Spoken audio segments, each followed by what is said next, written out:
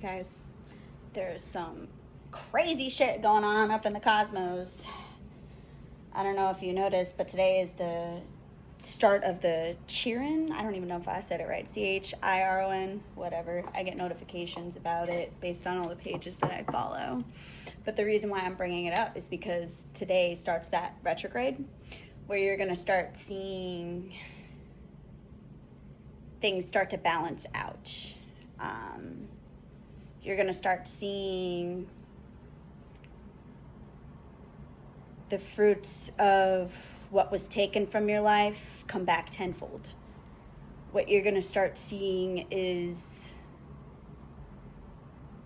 karmic justice for those on the good side of the karmic wheel starting to get their blessings, kind of backing up what I said about the good karma turning in your favor. And what's going to start happening is once you're receiving those good karmas, then that subconsciously allows you to sever any karmic cord that you have with anybody in the past that has done you wrong. And then when that happens, when that starts to happen, the karmic wheel turns in your favor, and then you sever the cord energetically without even knowing it. Like, it subconsciously just happens. Like, it goes with that saying where you wake up one day and all of a sudden you're just like, it's like a light bulb. You don't think so sadly or so negatively of a specific person anymore. You're just like, whatever. I don't fucking care. Do what you want to do, dude. Your choice is your life. You made your shit bed, now squat in it. That kind of energy. And then that's the whole point of it, because once you disconnect from that, that allows the karmic wheel to finally be like, okay, buddy, here's your shit bed. Enjoy. And I can't tell you, like, how fucking liberating of a feeling that is, because it's like, let me try to explain this in a way that it makes the most sense. It could be men or women. I'm not specifically speaking to a specific gender here, but I'm talking in a romantic sense, and platonic if it fits for you too, because a lot of the circumstances that I'm about to explain can happen platonically as well. But what happens is if you find yourself being the one that's doing the inner work, you isolated yourself, you're like, wait a minute, like taking a fucking step back and like, I'm not entering that room, I'm not doing this, I'm not doing that, because I know intuitively that it's gonna fuck me up, right? So you're not dealing with any distractions. You're literally like, you got your fucking pen and notebook here right now. You're doing the integration, you're doing the inner work, you're making sure that you're not making the repeat mistakes again, and you're finding yourself stepping into those deja vu moments and those patterns, but you're like, wait a minute, let's do things differently this time. And that is your way through the void. That is literally how you do it. And that's what I'm being called to do into doing this work, is being the person who holds the torch and guide people to help them through these challenges. And that's why Hecate, I can never say her name right. I just go with it every time I say it. But that's why I feel like I was called to tarot so much, because this is literally how you deliver the message. You help people in the light. Like, take it from this perspective. No one's gonna save you, but you can be guided, through that mess. Like, you don't have to carry it alone, but you can receive help while doing it. But you have to meet the universe halfway. You have to meet Hecate halfway. You have to do whatever your belief is, because, okay, let me backtrack a little bit so it makes a little bit more sense. And so my chit chat is like kind of dot connecting together. Whatever universal belief you believe in, like religion, spirituality, universal law, all of those things, it all dot connects to the same meaning. But the reason why I'm bringing Hecate into this is because this is the best depiction of what's going on in my current life and what everybody's resonating with on my energy spectrum. And that's the best way that I could depict what's going on and the type of work that I'm delivering and how I'm trying to help people. Back to what I was saying before is that once you turn your karmic wheel and you start severing that fucking trauma bond cord, any of those people that have like wronged you, you subconsciously start realizing and waking up in your mind, and you're like, okay, we're not going to do that again. And you become stronger and stronger and stronger because you decided not to distract or basically numb it.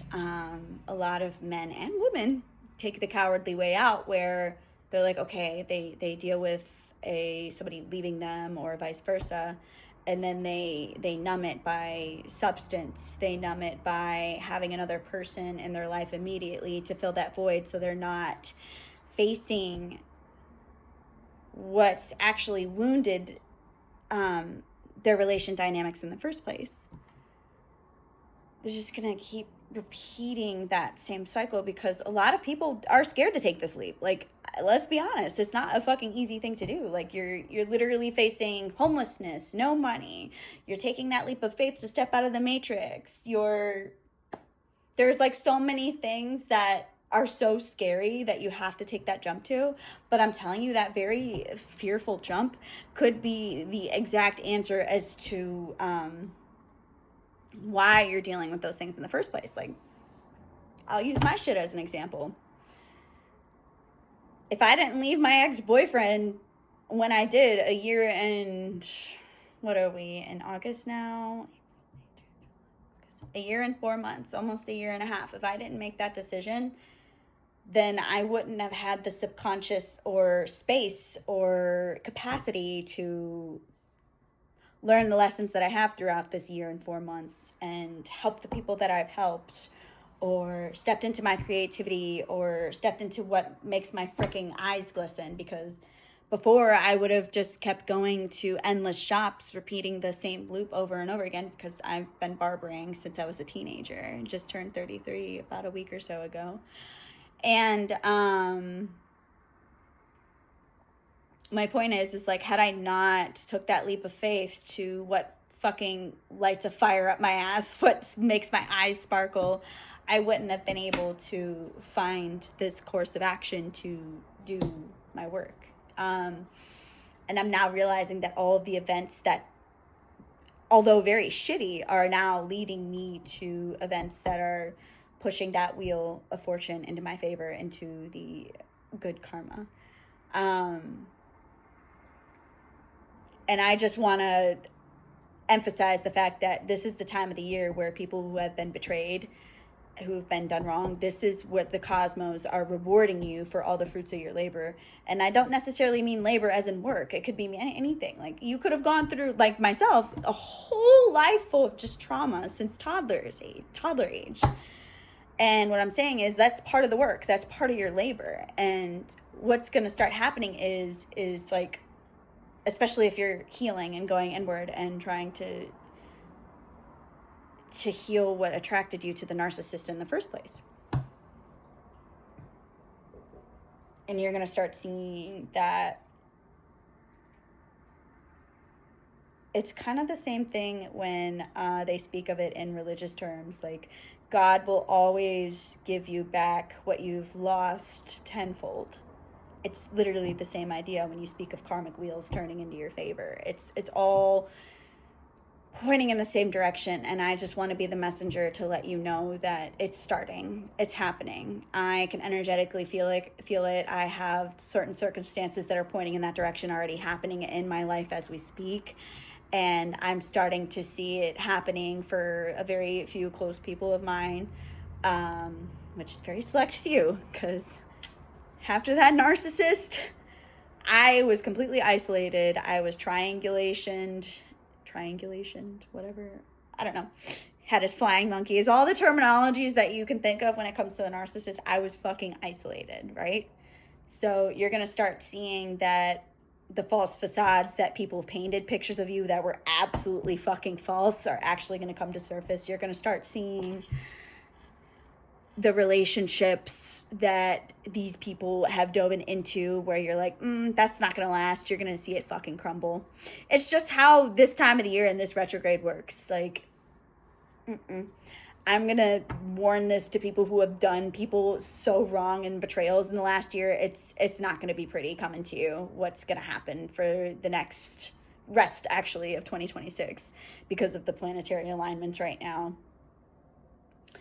But I'm not saying that to scare nobody. I'm not saying that because I got a fucking ego on the top of my head or anything like that. I'm saying that because it's straight facts. It's the research that I've been doing, and I've been seeing it constantly everywhere. And I'm like, okay, holy shit. Now that I've seen it enough, it's actually coming to fruition and I'm seeing things manifesting. So, I mean, if you're resonating with me, then that means that shit's gonna happen to you too, like the good side. But if you're on the bad side of karma, be careful. Just don't be a shit person. You know what I mean?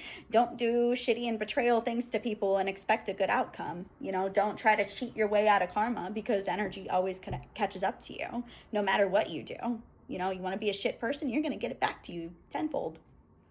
Period. Point blank. Much love.